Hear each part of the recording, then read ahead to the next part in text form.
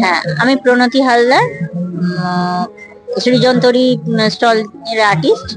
এখানে আমার কিছু অয়েল অয়েল না, অ্যাক্রিলিক সংক্রান্ত কাজ, টেম্পারার কাজ কিছু আমি দিয়েছি প্রদর্শনীতে। এবছর প্রথমবার অংশগ্রহণ করেছি আমরা 5 জন বন্ধু মিলে।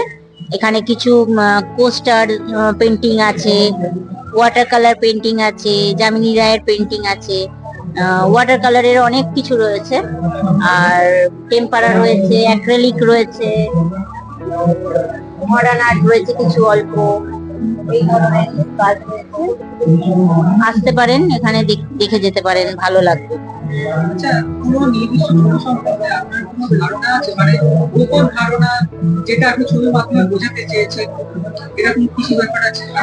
না, এখানে ওই ধরনের ছবিগুলো আমার এখানে নেই।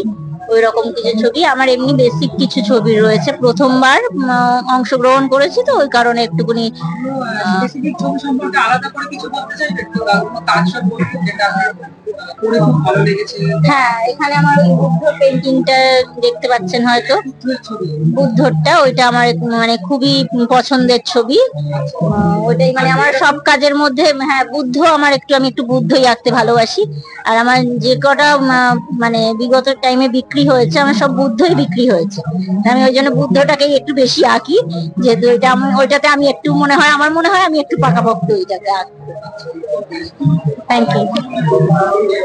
নমস্কার, আমি স্বপ্না দে, আমি বিএফএ এর স্টুডেন্ট। আর আমার এখানে কয়েকটা ওয়াটার কালার, টেম্পারা আর ওয়াশ পেন্টিং আছে।